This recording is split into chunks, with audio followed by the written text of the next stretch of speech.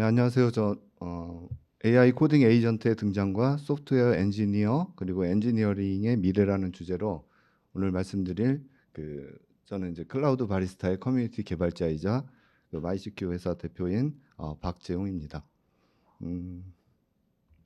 우선 발표에 앞서 가지고 클라우드 바리스타 커뮤니티 제 11차 컨퍼런스를 축하드립니다.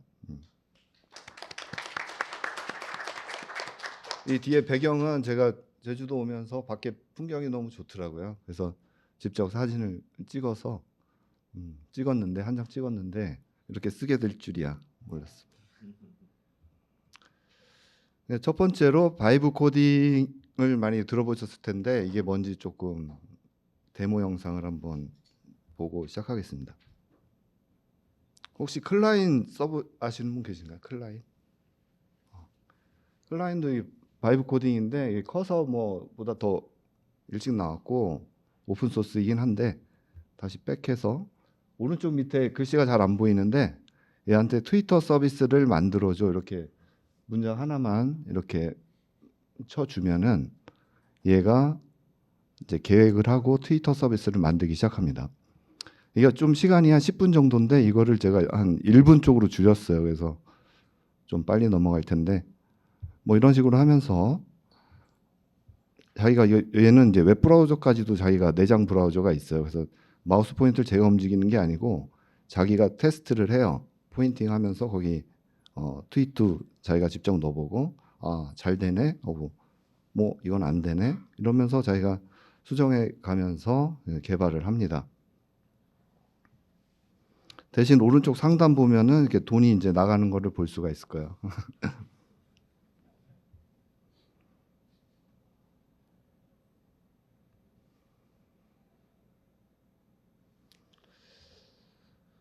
클라인 자기가 이제 좋아요도 이렇게 눌러보고 좋아요가 잘 눌렸는지 뭐 퍼펙트 이렇게 나오죠.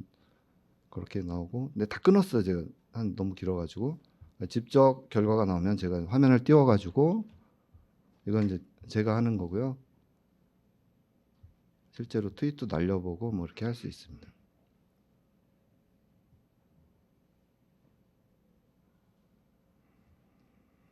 근데 이제 문제가 있어가지고 프로필 이미지가 깨져서 나온다 이렇게 얘한테 그걸 고쳐줘 이렇게 얘기하면은 클라인이 그거를 또 고쳐줍니다. 이런 식으로 제가 코딩을 하는 게 아니고 그냥 말로 그냥 느낌적으로 그냥 사람 일 시키듯이 이렇게 하는 거를 이제 바이브 코딩이라고 지금 요즘 얘기를 하고 있는 겁니다. 요즘 많이 쓰는 커서 가지고도 트위터 서비스 만들어 달라고 했는데 얘는 계속 헤매고 산으로 가고 한 30분 정도 헤매더라고요.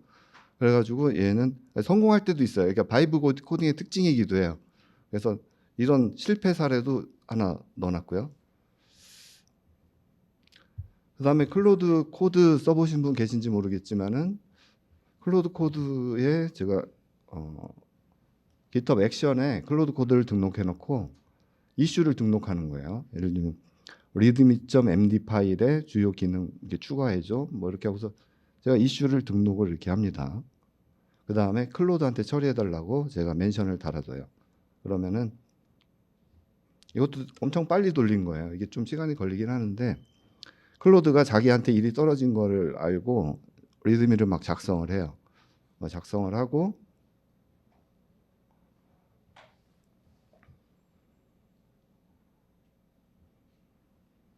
네.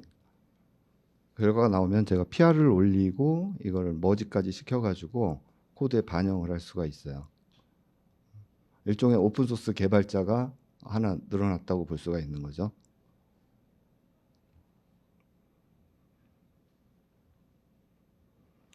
그다음에 구글의 줄스인데 구글의 줄스는 이거는 GitHub에서 자체적으로 돌리지 않고 외부에 그 웹 GUI 형태로 제공이 되는데 얘도 GitHub을 연결시키고 아까 커서처럼 GitHub의 이슈를 해결해 주는 그런 기능들을 제공합니다.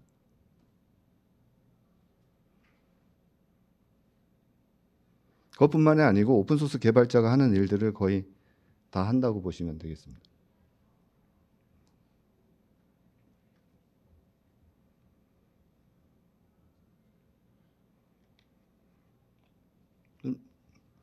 음악도 없고 뭐 없어서 좀 지루하긴 한데 유튜브 보시다가 하여튼 이런 클로드 코드라는 것도 좀 나왔고 이건 오픈 AI의 코덱스 그리고 구글의 제미나이, CLI 그 보여드린 줄스가 있고요. 이건 리플릿이라고 있고 또 어떻게 보면 제일 먼저 나온 게 이제 클라우드 바리스타 AI 에이전트가 이런 에이전트보다 작년에 먼저 나왔으니까 최초라고 또 볼 수가 있겠는데 아무튼 그렇고요. 데모는 지금 제가 4분으로 준비했는데 스톱하다 보니까 한 5, 6분 됐을 것 같은데 데모는 여기까지고요. 이제 본격적으로 발표 진행하겠습니다. 바이브 코딩이라는 단어는 올 초 2월 3일에 유명하죠. 안드레이 카파시가 트윗하면서 이 뭐 대박이 난 단어인데 한번 조금만 읽어보겠습니다. 바이브 코딩이란 그냥 바이브에 완전히 몸을 맡기고 지수적 발전을 즐기면서 코드가 있다는 사실조차 잊어버리는 방식이다. 이렇게 가능한 이유는 LLM이 너무 좋아졌기 때문이다. 뭐 이렇게 얘기하고 주말에 재미삼아 만드는 프로젝트 정도라면 이 방식도 나쁘지 않다. 뭐 이 정도 얘기하고 있습니다. 그러니까 이게 답은 아닌데 지금 프로그래밍 패러다임이 바뀌고 있다는 어떤 힌트이기도 한 것 같습니다. 그래서 바이브 코딩용 이게 이제 밈인데 키보드예요. 바이브 코더용 그 키보드인데 탭하고 엑셉 두 가지만 있으면 된다는 건데 실제로 바이브 코딩 할 때는 이것만 있으면 돼요. 장점은 개발 속도가 뭐 10배에서 100배 좋아진다. 저도 어떤 경우는 그래요. 어떤 경우는.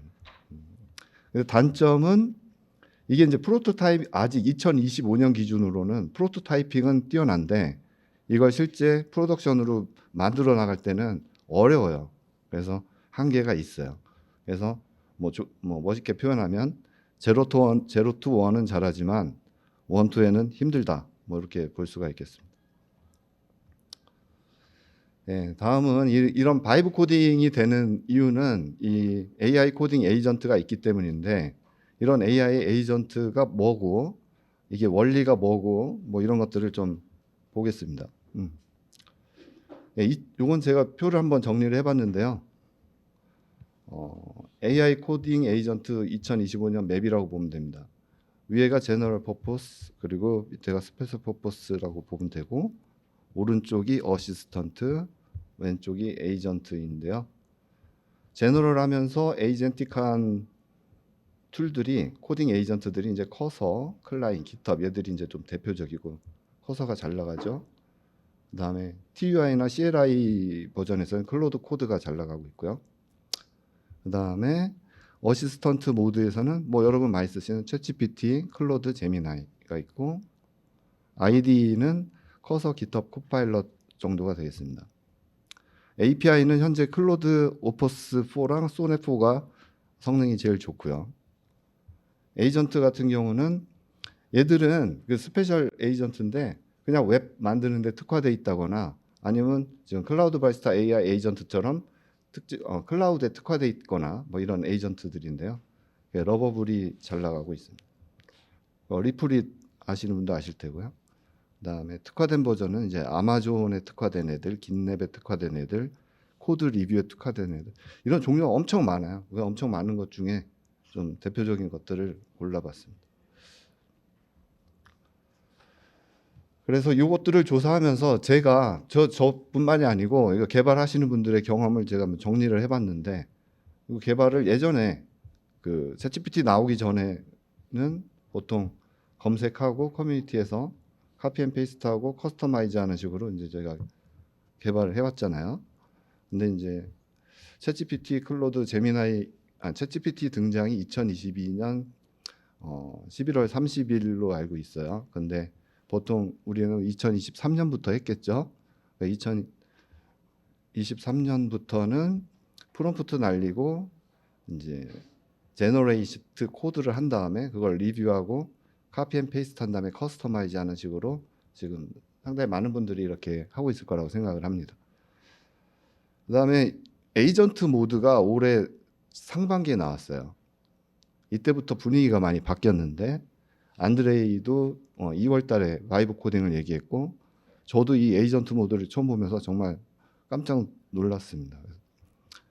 이거를 제가 이렇게 좀 정리를 해봤는데 기존은 어쨌든 프롬프트 날리고 제너레이트하고 카피 앤 페이스트가 필요하다면 지금 전체 코드 베이스를 AI가 컨텍스트 빌딩 할 때 다 집어넣어요. 그래서 그걸 기반으로 코드를 제너레이트 한 다음에 서제스트까지 해주는 거예요. 그러니까 저는 여기서 accept나 reject만 해주면 되는 거예요. 이런 식으로 개발하기 때문에 예전에는 뭐 삽질하다가 이게 삽질이라면 이거 뭐라고 봐야 되지? 아무튼 이건 뭔가 자동차가 뭐 굴러가는 게 아니라 나왔는데 이거는 뭐냐면은 가긴 가는데 뭐 F1 경기 차 같은 거야. 그러니까 살짝만 밟아도 그냥 날아가요. 그러니까 얘를 제가 못 따라가요. 그래서 제가 실력이 좋아지든가 뭐 그런 겁니다. 그래서 이거를 통한 어떤 최적화된 개발 방법론들이 지금 많이 연구가 되고 있어요. 그래서 프롬프팅이라든가 이 컨텍스트를 어떻게 할지 이쪽은 하나의 또 소프트웨어 공학적 연구 분야가 되고 있습니다. 그러니까 이런 거에 대해서 빅테크 CEO들이 한마디씩 다 했는데 지금 제일 잘 나가는 다리오 아모데이 엔트로픽 CEO는 2026년 3월이면 AI가 사실상 모든 코드를 작성할 것이다 이렇게 얘기를 했어요. 올해 나와가지고 정말 자신 있게 얘기를 하더라고. 근데 실제로 지금 엔트로픽은 한 90%는 AI가 짜고 있다라고 해요. 그다음에 샘 알트만은 좀 겸손하게 뭐 2025년 안에 중대한 변화가 있을 것. 그런데 이쪽에서도 엄청난 모델 진화가 있을 것 같아요. GPT-5가 올해 만약에 나온다면 그거는 어떻게 될지 좀 기대가 되고 있습니다. 그러니까 젠슨왕은 이제 말만 하기만 됨, 뭐 이런 식으로. 젠슨왕은 뭐 GPU 잘 팔리니까 제일 신났습니다. 일론 머스크는 막 따라가려고는 하는데 아직 리딩을 못해서 그런지 더 과감한 발언하고 있고요. 그다음에 이제 MS는 LLM이 없다 보니까 오픈 AI 거 갖다 쓰긴 하는데 그래도 현재 지금 20-30%를 AI가 작성하고 있다고 얘기를 하고 있고요. 마크 저커버그는 지금 올해 안에 또 개발자도 많이 잘랐죠. 그래서 중급 엔지니어 이상 역할을 할 수 있게 하겠다 그렇게 선언을 했고 순다 피차이 같은 경우는 현재 30% 구글 내부의 30% 코드를 AI가 생성 중이다 이렇게 얘기하고 있습니다. 그리고 한국 CEO들은 얘기를 안 하는데 제가 들리는 얘기에 의하면은 삼성도 지금 커서랑 협업을 하고 있고요. 네이버도 지금 커서랑 협업을 하고 있다라고 알고 있습니다. 그다음에 이제 커서 CEO 제일 잘 나가죠. 근데 이분은 바이브 코딩을 이 커서는 바이브 코딩을 위한 게 아니다 이렇게 대놓고 얘기해요. 그러니까 이렇게 쓰지 말라고 그래요. 그리고 어쨌든 이런 AI 코딩은 아직은 전문 환경에선 한계가 있고 인간의 검토가 필수다 이렇게 얘기하고 있고 커서 자체 개발은 한 40에서 50% 정도는 AI가 작성하고 인간이 검토하고 있다 이렇게 얘기하고 있습니다. 토마스 돈케 깃헙 CEO는 앞으로 80% 정도 AI가 작성할 건데 뭐 개발자 대체는 아닐 것이다 뭐 이렇게 전망을 하고 있습니다. 그러면 실제 얼마나 잘하냐? 이게 개발 도구가 잘해서가 아니고 사실은 LLM 성능이 좋아서인데요. 어떤 LLM을 쓰냐에 따라 성능이 달라지잖아요. 수위 벤치라고 있습니다. 소프트웨어 엔지니어링 벤치인데 이 벤치 테스트는 뭘로 있냐면은 깃허브에 이슈가 있고 이슈를 추적해서 픽스된 코드가 있잖아요. 그러면은 이슈가 문제고 코드가 답이에요. 이 XY 데이터 셋인데 이 셋을 모아서 수위 벤치가 유명한데 요거를 오픈 AI가 좀 정제를 해가지고 실제 너무 어렵다. 그래서 너무 이상하다. 그래서 만든 게 수위 벤치 베리파이드인데 이게 난이도가 사실은 높은 문제는 아니에요. 좀 정제가 된 문제. 근데 지금 오퍼스가 이게 한 80% 수준, 소넷도 80% 수준으로 애큐러시를 보이고 있습니다. 이 얘기는 뭐냐면 저희 웬만한 개발자 데리고 코딩 테스트 하면은 이 80점 나오면 정말 잘하는 걸 거예요. 근데 이 80점을 그냥 엄청 빠른 시간 안에 그냥 스테디하게 해준다는 정도니까 이건 엄청 놀랍죠. 네, 여기까지가 이제 공식이고요. 이 다음은 AI 2027 전망인데요. 여기 예측 기관인데 이 기관이 그 예전에 GPT를 예견했어요. 챗GPT 나올 거다, 이렇게 될 거다. 지금 우리가 그들이 예측한 데가 딱 들어맞았어요. 그러니까 그런데 그분들이 2027년 예측했어요. 뭐냐면은 2027년이 AGI가 온다, 이런 예측을 했거든요. 근데 이제 개발자 입장에서 보면은 개발자 태스크를 너 이거 얼마 만에 돼? 이렇게 했을 때 뭐 1분 만에 돼요? 뭐 10분 만에 돼요? 1시간 만에 돼요? 이런 이제 태스크의 양이라고 만약에 봤을 때 지금 AI가 뭐 지금 오퍼스4 같은 경우는 지금 한 30분, 인간 30분 할 일을 지금 할 수 있다라고 봐야 되냐 말아야 되냐, 이것도 이제 그 상황에 따라 많이 다르겠지만 저는 어떤 경우엔 그런 것 같아요. 제가 한 30분 해도 못할 일을 얘가 순간에 해버리기도 하거든요. 네, 저는 여기 약간 동의를 합니다. 근데 이런 발전 속도로 봤을 때 이게 뭐 주가 예측이 아니잖아요. 이거는 지금의 관성이라든가 그 벡터가 있기 때문에 이 방향으로 봤을 때 이것도 말했어요. 지금 30분 지금 실력이 좋아졌고요. 올 연말 정도 되면 1시간짜리 일을 할 수가 있고 내년 이맘때 1년 후면은 주 단위 일을 할 수가 있고요. 내년 말이면 연 단위 일을 할 수가 있어요.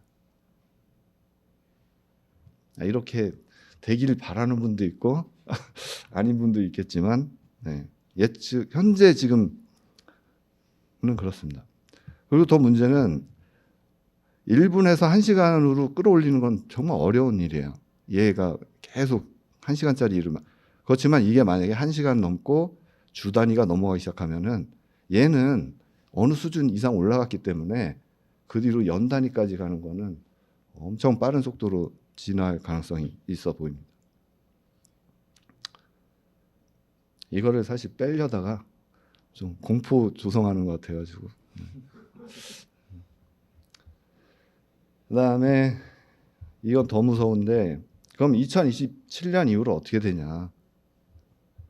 2027년 초반 슈퍼휴먼 코더 인간의 4배, 중반 슈퍼휴먼 AI 리서처 이제 연구자까지 나오는데 인간의 25배, 27년 10월 슈퍼휴먼 리모트 워커, 이름도 이렇게 잘 지는지 몰라요. 이건 인간의 100배.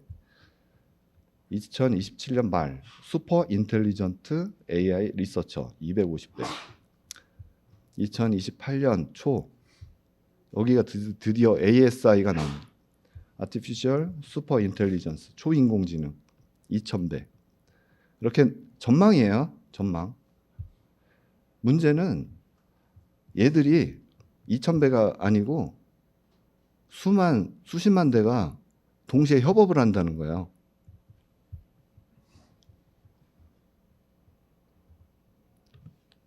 무섭습니다. 네. 네, 공포 분위기는 여기까지만 조성하고 이제 그럼 우리는 뭐 해야 되나? 봤을 때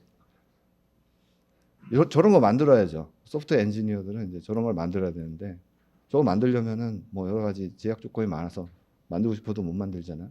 그럼 이제 뭐 해야 되냐?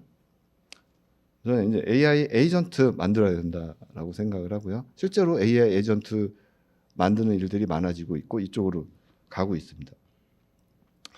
그럼 이거를 어떻게 만드는지 그거를 오늘 좀 말씀드리겠습니다. 어렵지 않아요. 일단 소프트웨어 1.0, 2.0, 3.0에 대한 개념을 좀 잡고 가고 싶은데요. 사실 뭐 이게 뭐 소프트웨어가 변했다는 얘기가 아니고 우리가 뭐 웹도 그러잖아요. 웹 1.0, 2.0, 3.0 하는데 웹이 바뀐 건 아니고 웹 1.0은 뭐 웹을 리드 웹이라고 하고 2.0은 리드 라이트 웹이라고 하고 3.0은 리드 라이트에 플러스 오운까지 소유의 웹이라고 이렇게 하잖아요. 그런 것처럼 이 소프트웨어의 그 동작 방식이라든가 이런 패턴들이 조금 다르게 보는 관점상 1.0, 2.0, 3.0을 얘기하고 있는데 1.0은 사실 우리가 지금까지 짜는 코드고요. 2.0은 2012년 그 알렉스넷이 나왔는데 그때부터 우리가 딥러닝 모델을 만들었잖아요. 그런 모델 자체를 2.0이라고 볼 수가 있어요. 그러니까 짤 때 사람이 짜는 게 아니고 데이터로 짜잖아요. 그러니까 짜는 방식이 바뀐 거죠. 소프트웨어 3.0이라고 부르는 거는 제가 체감상으로는 2023년이 시작이고요. 이쪽 연구자 쪽 미국 실리콘밸리에서는 이건 2020년부터 시작됐다고 보시면 됩니다. 이건 프롬프트를 얘기하는 겁니다.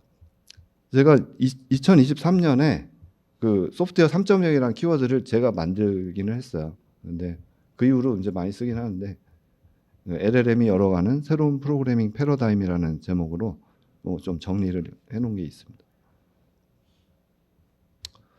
이제 그때 정리한 내용으로 보면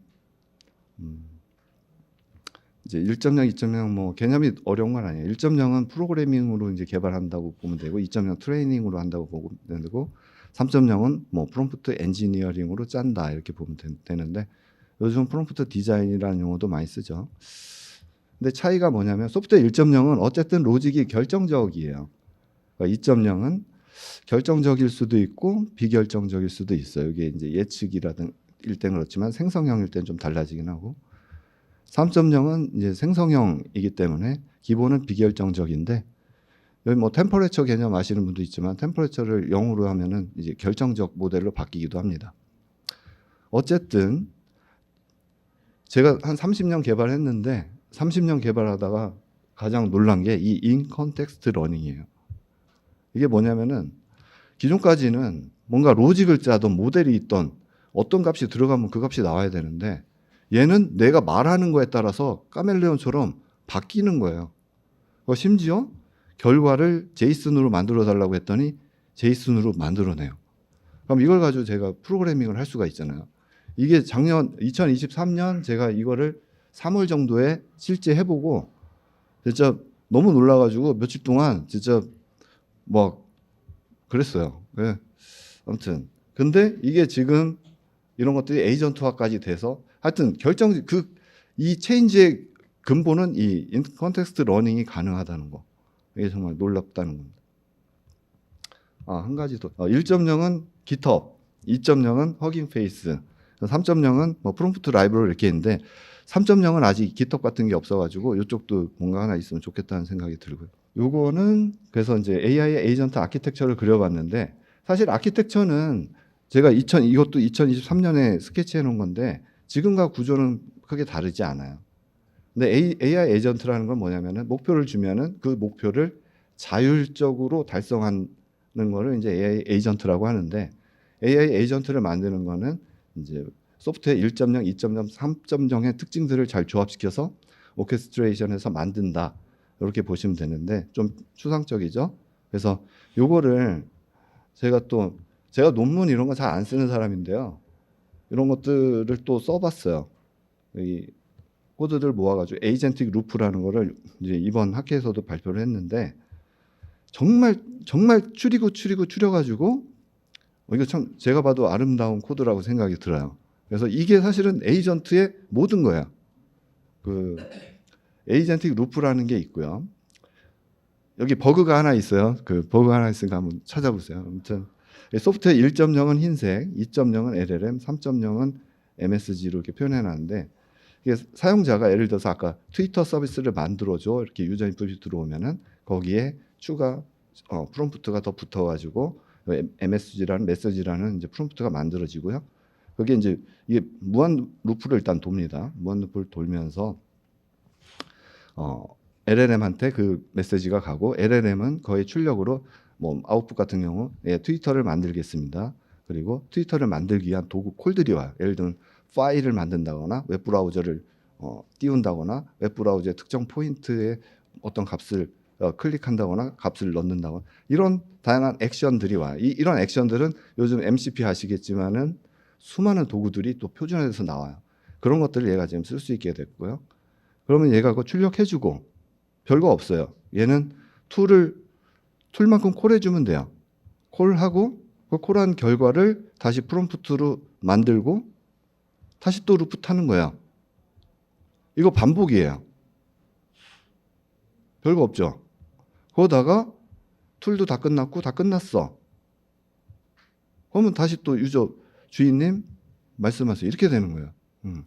사실 실제 코드는 더 크긴 한데 정말 추리고 추리면 이거밖에 없더라. 리액트 패턴이라고도 합니다. 근데 정말 쉬우냐? 사실은 이제 정말 쉽진 않죠. 그래서 이거를 해결하기 위해서 이제 다양한 한계들이 있는데 뭐 데이터 정렬 문제, 추론 문제, 컨텍스트 윈도우 한계, 비결정적 응답 문제 이런 게 사실 되게 문제가 많고 환각, 폐쇄 루프, 제어 가능성 시험하기가 또 힘들어요. 애들은 비결정적이라 의미 관찰의 한계. 하고 얘 잘했나 하기도 힘들어. 예를 들면 커서가 코드를 냈는데 이게 잘된 코드인지 아닌지 힘들어요. 왜냐? 사용자가 이걸 액셉하냐 리젝하냐에 달려 있는 거거든요. 컴플라이언스 규제 문제, 체험의 한계 문제 뭐 이런 게 있어요. 이거 뭐 할 얘기는 되게 많은데 오늘 여기까지만 하고요. 여기에 대한 솔루션들은 뭐 이게 다양한 테크닉들이 있습니다. 뭐 파인 튜닝이나 뭐 라그 이런 것들은 들어보셔도 되고 이런 것들 또한 큰 연구 주제이기도 해요. 그런데 또 희망이 있어요. 그러니까 이런 것들을 다 만들기 이전에 LLM이 좋아지면 또 문제가 해결되기도 해요. 오픈 AI의 CPO, 그러니까 프로덕트 오피서인데 케빈 웨일이 최근에 인터뷰에서 뭐라고 했냐면은 현재 모델의 한계를 보완하기 위해 복잡한 시스템을 구축하는 대신 2개월마다 더 나은 모델이 나올 것이라는 믿음으로 제품을 설계하라. 그냥 하라는 거예요. LLM이 해결해 준다. 근데 제가 이런 거 비유를 한번 해봤는데 그래서 CPU와 LPU, 저는 이제 LPU라는 키워드를 좀 밀고 있는데 LLM이 이 에이전트 쪽에서는 LPU라고 볼 수가 있어요. 무슨 얘기냐면 과거 소프트웨어 1.0에서는 알고리즘이 스스로 좋아진 적이 없어요. 대신에 CPU가 좋아지면 처리 스피드업은 됩니다. 네, 그런 건 있었는데 이게 뭐 컴플렉시티 얘기하는 거 아니에요. 그냥 지금 얘기한 그거를 얘기하는 거예요. 근데 LPU 같은 경우는 LLM이 좋아지면 알고리즘이 좋아져요. 예를 들어서 아까 트위터를 만들어줘 했는데 올해 만들어줘의 결과와 내년에 만들어줘의 결과는 다를 거예요. LLM이 달라진다면. 더 좋아지겠죠. 그래서 지금 사용하는 AI는 내 남은 인생에서 가장 나쁘고 가장 비싸다. 이 말은 추루인 것 같습니다. 그다음에 더 이런 가능성이 커지는 이유는 앱솔루트 지로 리즈너라고 최근에 나온 논문인데 칭화대와 베이징대 그리고 펜실베니아 대학에서 공동으로 나온 건데요. 이게 어느 학회에 지금 제출된 상태는 아니고 그냥 프린트 버전이에요. 근데 뭐냐면은 과거에는 우리가 슈퍼바이즈 러닝 형태로 이게 학습을 시켰고요. 그다음에 레인포스 러닝으로 시켰고 최근에 베리파이어블 리워드 전략으로 성능이 많이 좋아졌죠. 근데 거기에 더 나가가지고 이제 자기 스스로 문제를 내고 문제를 푸는 알파고 제로처럼 얘가 지금 그 짓을 하기 시작했어요. 그러면서 지금 소타를 달성했어요. 하지만 수학과 코딩 영역에서만 지금 소타를 달성했는데 이게 이제 뭐냐면은 스스로 인간 없이도 계속 성능이 좋아지는 길을 뚫은 거예요. 이게 무서운 건데,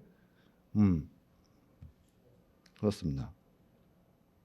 안 가르쳐줘도 제가 잘하는 학생이 된 거죠. 그 다음에 그 LLM 인퍼런스 코스트를 보면은 매년 10배씩 하락하고 있어요.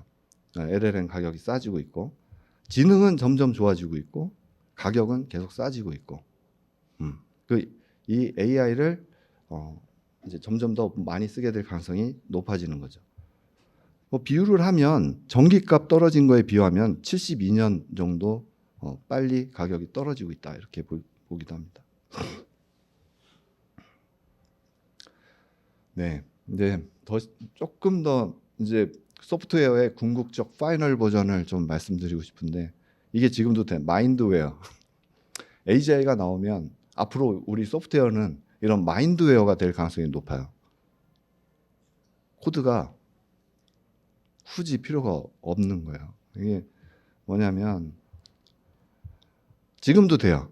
지금 제가 해봤는데 예를 들면 LLM한테 계산기가 되어라. 너는 계산기가 되어라. 얘는 계산기가 돼요. 지금 해보면 돼요. 입력을 받으려고 시도를 하죠. 대신 프롬프트 좀 잘 줘야 돼. 그럼 얘가 계산기 해줘요. 이 정도 되는데 Gmail이 되어라. 그러면 이거 프롬프트 잘 줘야 되는데 이것도 성공했어요. 근데 엄청 느려. 뭐 이메일 한번 줘야 하는데 뭐 1시간 이상 걸려요. 왜냐면은 이거를 자기가 내부적으로 다 제너레이션 하는 거예요. 그러니까 과거 프로그램은 우리가 백엔드, 프론트엔드 다 개발해야 되고 브라우저가 이거 다 만들어야 되잖아요, 엔지니어가. 근데 지금 어떻게 하냐면 웹브라우저에서 어떻게 만들었냐면은 자바스크립트로 웹브라우저에서 LLM한테 HTTP 리퀘스트를 보내고 리스판스 받는 거예요. 그럼 LLM이 뭐가 돼요? 웹서버가 되는 거예요. 근데 리퀘스트 갔는데 너는 Gmail이야 이렇게 한 거야. 그리고 데이터까지 줘. 그럼 얘가 자기가 그 프론트엔드를 시뮬레이션 하기 시작해요. 그래서 그 HTML 뱉어내. 그럼 그 뱉어낸 거를 브라우저에서 렌더링하면 Gmail 인터페이스가 되는 거예요. 그럼 사용자가 클릭하면 클릭한 좌표 이거를 다시 또 보내. 그럼 얘가 그걸 가지고 거기에다 응답을 또 제너레이션 해요. 그럼 여기에 뭐가 있어요? 엔지니어 없어요. 여기 LLM밖에 없어요. 뭐 이런 구조로 모든 걸 다 할 수는 없겠죠. 근데 이런 동적인 앱이 새로 생기고 이걸로 돌아가는 생태계도 많이 커질 것 같다는 생각이 듭니다. 그렇습니다. 여기까지가 이제 AI 에이전트. 다음은 이제 엔지니어링 쪽 얘기를 많이 했으니까 비즈니스 쪽에 어떤 패러다임의 변화가 있는지 좀 말씀드리고자 합니다. 지금까지는 소프트웨어가 어떤 도구로서의 역할을 해왔습니다. 근데 지금 레이버를 대체하고 있어요. 이거 노동이거든요. 인간의 노동. 예를 들어서 택시 드라이버, 웨이모 다들 아시죠? 타보신 분도 계실 건데 샌프란시스코 공유자동차 시장에서 이번에 웨이모가 리프트를 앞질렀어요. 1위가 우버고 2위가 리프트였거든요. 웨이모가 점유율 27%로 올라왔습니다. 이 얘기는 뭐냐면 레이버를 대체한다는 얘기예요. 뭐 자율주행차뿐만이 아니고 뭐 제가 아는 후배도 그 번역 일로 작년까지 월 300 정도 부수익을 올리고 있었는데 올해는 30만 원도 못 번다고 하더라고요. 그러니까 번역도 이미 레이버가 대체가 되고 있다는 거고요. 저도 이제 모르는 다양한 영역에서 이런 것도 일어나고 있겠죠. 그 다음은 이 아까 보여드린 오픈소스 컴퓨터, 여기도 안전지대가 아닙니다. 그래서 AI 개발자가 이제 등장하고 이것도 제가 그림을 한번 그려봤는데 이건 또 제가 AI 컨트리뷰터의 등장과 오픈소스 협업의 미래라는 걸로 또 올 초에 한번 정리를 해봤습니다. 그래서 그때 했던 얘기인데 인간 컴퓨터가 하는 역할과 동일하게 AI 컴퓨터가 할 수 있어요. 지금 현재.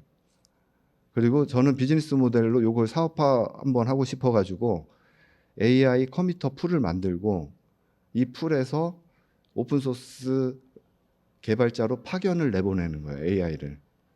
그런 비즈니스. 그리고 월급이라든가 연봉 받는 게 아니고 이슈 픽스 하나 할 때마다 건당으로 받는 거예요.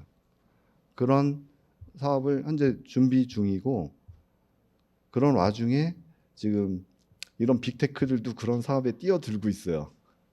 그러면 이제 힘들어지기. 근데 아무튼 근데 국내에서도 이런 AI를 못 쓰는 회사가 한 50% 정도 돼요. 뭐 금융권이라든가 뭐 국방이라든가 뭐 특수 연구 분야라든가 이런 데서는 그런데 그런 쪽은 아직 마켓은 있다고 좀 생각을 하고요. 저는 이제 이런 쪽을 좀 준비를 하고 있습니다. 그래서 인간 컴퓨터와 AI 컴퓨터를 비교하면 하는 역할은 똑같아요. 똑같고 대신에 이제 거버넌스 오픈소스 거버넌스 모델 같은 경우에서는 또 인간이랑 AI의 뭐 역할이 좀 달라지긴 하겠지만 기능적으로는 거의 비슷해요. 그러니까 실력으로도 인간보다 점점 좋아지고 있어요. 지금 수입벤치 80% 80점이거든요. 근데 얘 스테디하게 실력을 뽑아낼 수가 있는 거고 대신에 이제 인간은 잘하는 사람은 엄청 잘하고 지금 연봉 100억 그 오픈 AI는 연봉 100억 이상이잖아요. 메타에서도 뭐 1000억 이종류 줄게 와라 해도 안 가잖아요. 그 정도로 몸값 높은 개발자들도 있고요. 네. 근데 거기 그런 사람 못 쓰잖아요. 그러니까 AI 건당 얼마 주고 써야죠. 그런 개발자 못 쓰는 경우는. 아무튼 업무도 그렇고 얘는 이제 연중무휴 24시간을 일하고 비용도 싸고 고용 해고도 그냥 즉시 사용, 즉시 중단이 가능하고 뭐 이런 특징이 있습니다. 그다음에 이거 실제로 나온 사이트인데 자포 에이전트라고 AI 에이전트 구인공지능 사이트입니다. 여기에서 뭐 월 얼마 줄게, 우리 뭐 영업해줘, 콘텐츠 제작해줘, 데이터 분석해줘, 부동산 해줘 이런 것들을 직원으로 채용한 사이트가 있습니다. 그러면 뭐를 봐야 되냐면 이런 에이전트 레이버들이 인간 대체를 한다고 보면 이런 걸 상상해 볼 수 있을 것 같아요. 거래 트랜잭션.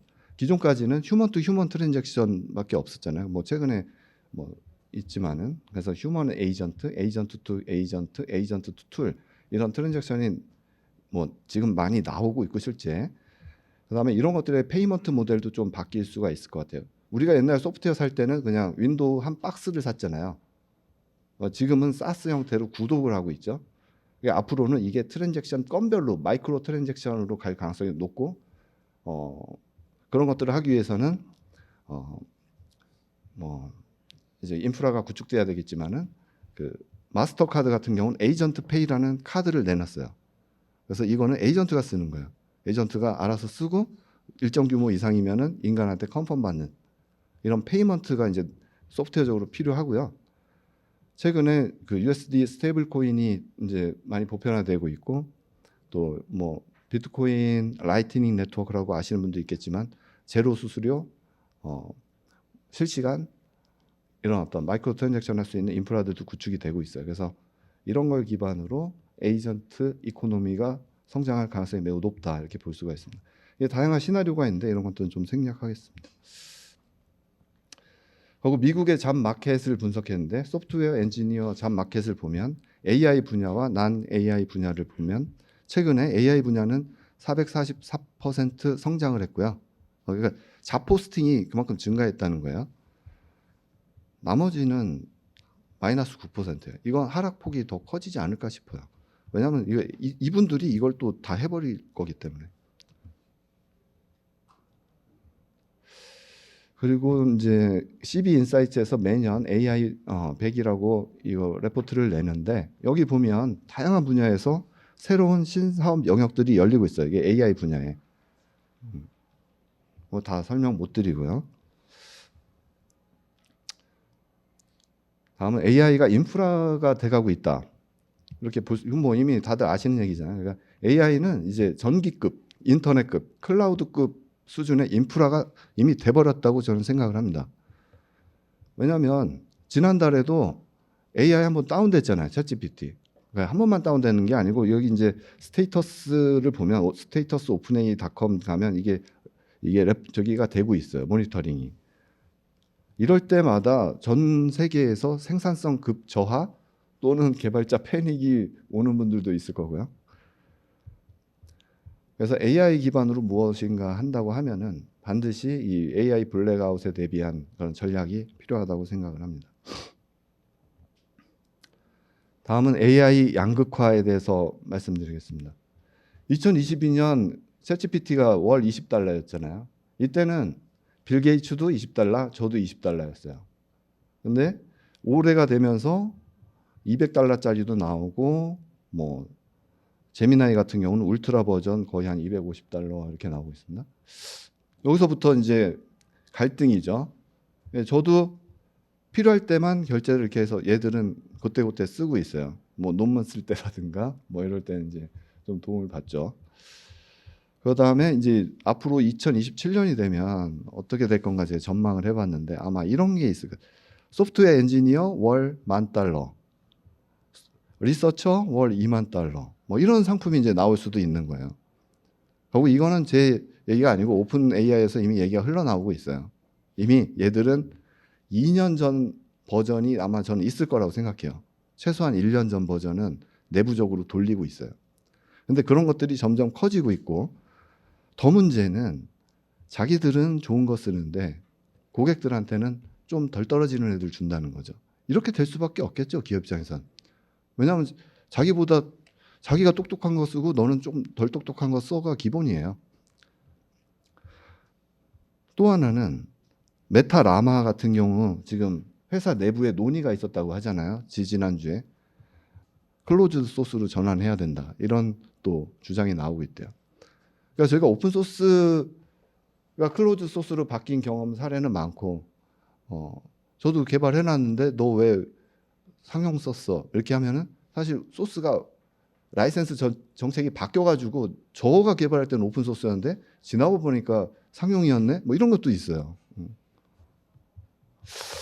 아무튼 이런 문제들을 감안하고 돈이 많으면 똑똑한 AI, 돈이 없으면은 좀 덜 똑똑한 AI 쓸 수밖에 없게 돼가고 있다라는 걸 말씀드리고자 했습니다. 다음은 AI 무기화인데요.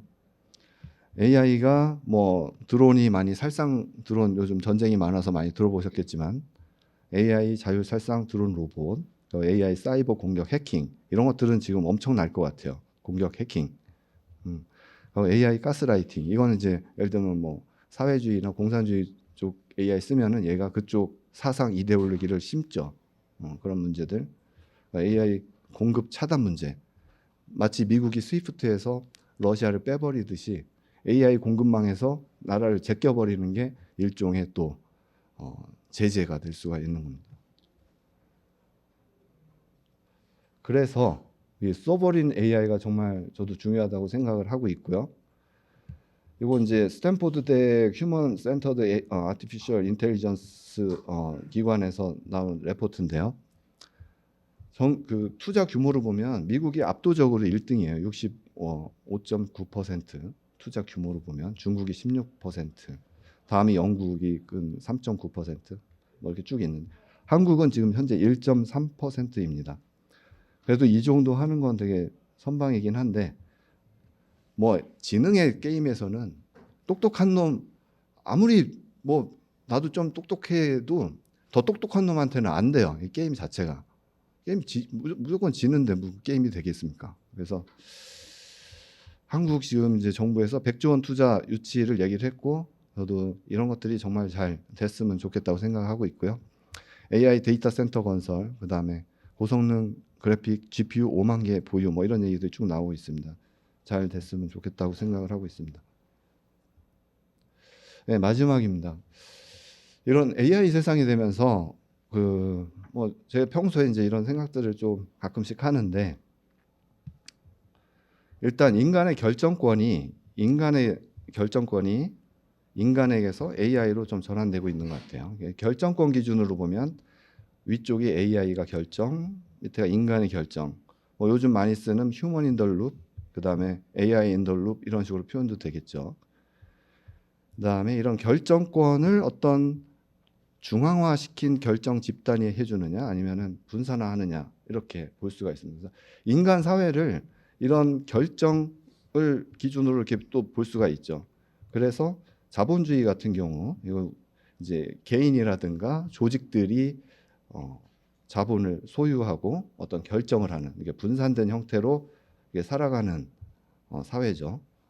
커뮤니즘은 이제 공산당이 그런 걸 결정을 하죠. 소유도 하고 사회주의는 그 중간 형태로 볼 수 있는데 우리가 지금 이런 것들은 다 아톰 월드잖아요. 물리 세계. 근데 우리가 지금 비트 월드에서 살고 있잖아요. 뭐 여러분들도 뭐 SNS에서 생활을 많이 하기 때문에 그런 거를 본다면 근데 이게 어떻게 쓰이냐에 따라서 지금 중국 같은 경우는 초감시 사회가 돼가고 있잖아요. 그래서 감시 검열 통제 그래서 사회 등급제가 있어가지고 등급이 낮으면 대출 이자도 바뀌잖아요. 그리고 백화점도 못 가고 비행기도 못 타고 열차도 못 타고 심지어 인터넷 속도까지도 등급 낮으면은 막 최고 낮은 거 주잖아요. 좀 무서운 사회로 이렇게 될 수도 있는 거고요. 자본주의 국가에서는 우리가 이제 아시는 감시 자본주의, 우리의 인간의 욕망을 감시하고 이 욕망에 어울리는 상품을 팔므로써 이 자본이 돌아가는 구조가. 우리는 사실 지금 감시 자본주의에 살고 있다라고 보시면 될 것 같습니다.